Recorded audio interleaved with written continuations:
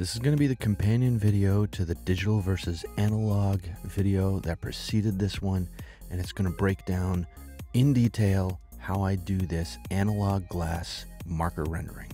My name is Eric Strebel. I'm an industrial designer. Welcome to my channel about product design and making.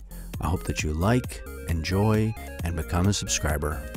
Make sure you give the video a thumbs up, and then you hit the bell again, so you get the little parentheses around it. That way you'll be notified every time I have a new video.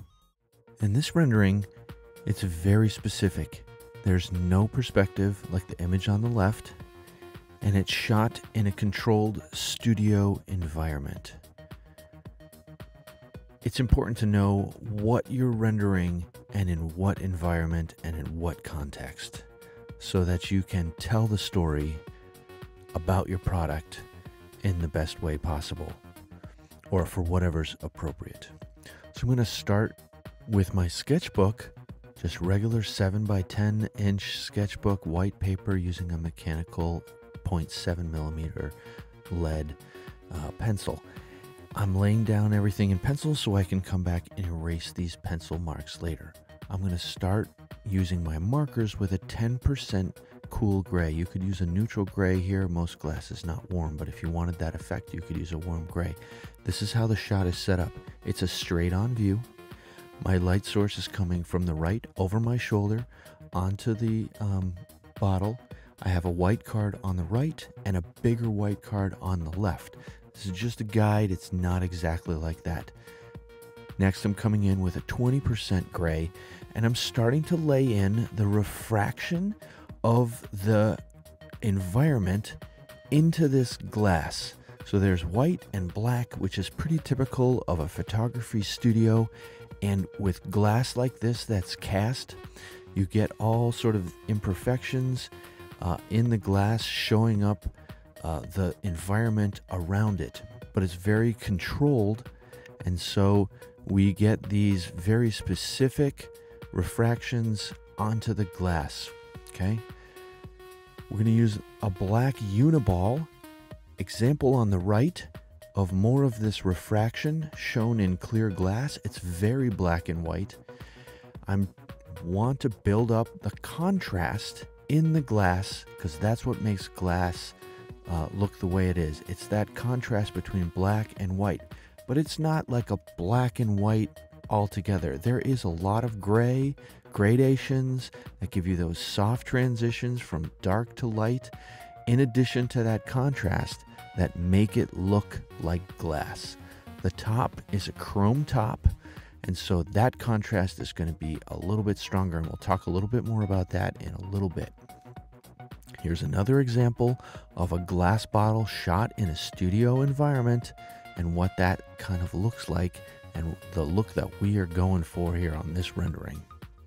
Good thing to know about is that the image on the right that was shot in a photography studio was probably shot with a pretty long lens, probably 100 millimeter, maybe even 150, 200. Makes everything very flat and very compressed. We're going to add in a little bit of blue into the top, and that's going to suggest that chrome. So car on the right, you know it's chrome because it has that blue in it. Let's add the liquid into the cologne bottle and start off with a cream Prismacolor marker. I'm going to use 3 different colors here. Next, we're going to come in with a Deco yellow. It's a little bit more intense. It's going to give us that.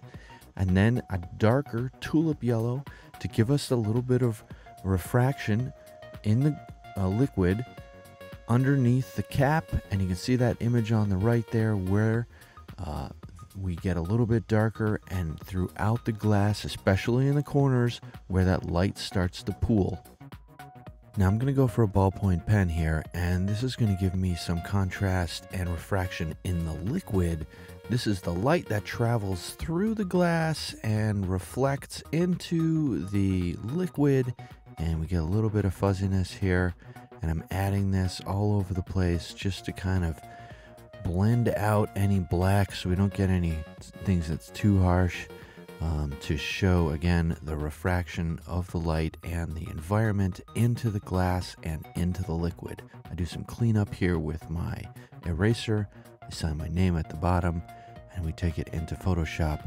We're going to adjust the levels, select the white in the background so we get a nice white, and we're going to come in and just do some basic cleanup and straighten out the image here. It needs to be rotated very slightly to the counterclockwise direction to make things square because it didn't get scanned straight. And then we're just cleaning up stuff at the bottom.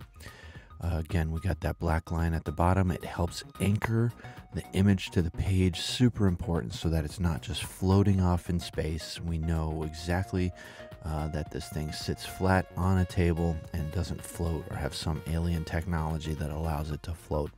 It's anchored on a table.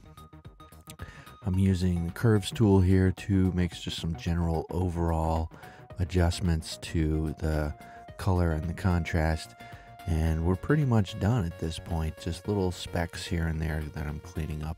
We get this really nice image of this cologne bottle.